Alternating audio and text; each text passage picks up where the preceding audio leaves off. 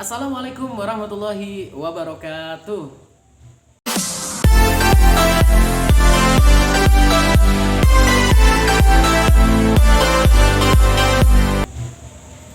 Alhamdulillah, pada kesempatan ini kita berjumpa lagi dengan Pak Jaka di sini sebagai pencerita Muslim Indonesia.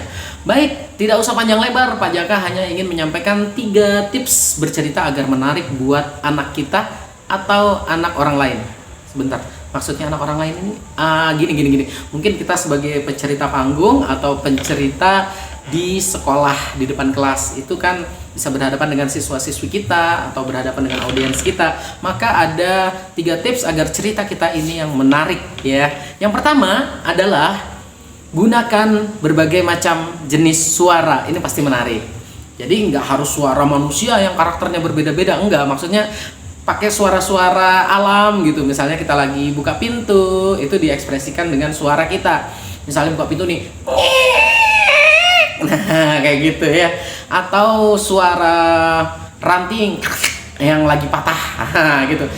Jadi untuk membuat cerita lebih menarik, gunakan suara-suara. Karena pada dasarnya suara manusia itu ada 3. Yang pertama adalah suara yang biasa kita gunakan untuk narasi atau menjadi naratornya. Suara yang digunakan adalah suara asli kita.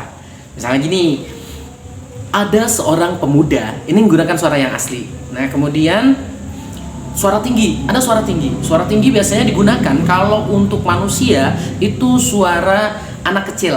Misalnya gini, "Ma, aku minta uang nih." Nah, itu pakai suara tinggi. Kalau hewan ini pakai suara tinggi, ini biasanya digunakan pada suara-suara yang melengking. Contoh suara ayam. Nah, dan yang ketiga ada suara rendah. Suara rendah ini bisa digunakan untuk suara-suara karakter-karakter yang antagonis, bisa karakter jahat. Misal suara raja nih. Aku bosan mendengar nama itu. Itu suara rendah ya. Suara rendah yang agak diparau-paraukan. Itu bisa jadi suara antagonis. Atau suara bijaksana, orang bijaksana. Anakku, cepat ke sini. Ayah ingin bercerita kepadamu. Nah, ini bisa. Nah, kalau untuk hewan, suara rendah itu digunakan untuk contoh saja suaranya sapi. Kalau kita gunakan jenis-jenis suara seperti ini, saya yakin cerita kita akan lebih menarik buat anak-anak kita atau siswa-siswi kita. Tips yang kedua adalah libatkan anak. Maksudnya libatkan anak nih gimana? Apakah sambil bercerita terus gendong anak gitu? Bukan ya. Sambil bercerita gendong anak bisa kalau kita gunakan untuk anak kita sendiri waktu kita mau menidurkannya atau cerita sebelum tidur bisa. Tapi kalau kita di panggung itu justru merepotkan ya.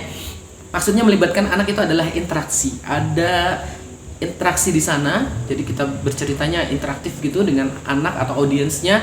Misalnya gini, siapa yang hari ini ingin dengar cerita? Ayo. Nah, itu adalah salah satu bentuk interaksi atau bentuk melibatkan anak-anak atau audiens kita. Nah, jadi seperti itu ya. Libatkan. Jadi kalau orang bercerita tanpa melibatkan itu biasanya anak-anak tuh mudah boring, mudah bosan. Jadi libatkan saja. Dan yang tips yang terakhir adalah gunakan media-media. Tapi saran saya kalau misalnya Pak Jaka menggunakan media ini ternyata menyulitkan, lebih baik ditinggalkan aja, nggak usah pakai media sama sekali. Itu lebih baik.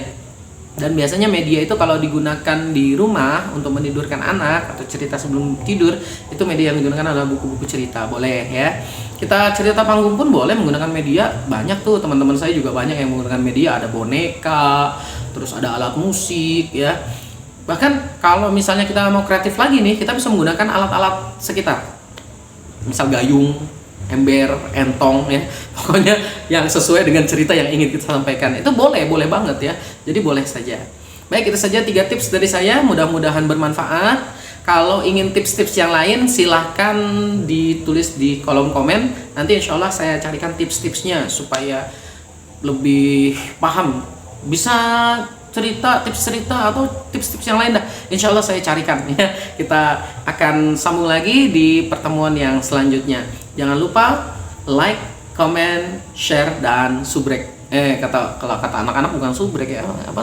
Subscribe ya, gitu ya. Baik, itu saja dari saya. Mudah-mudahan manfaat. Wallahul muwaffiq ila aqwamit thoriq. Assalamualaikum warahmatullahi wabarakatuh.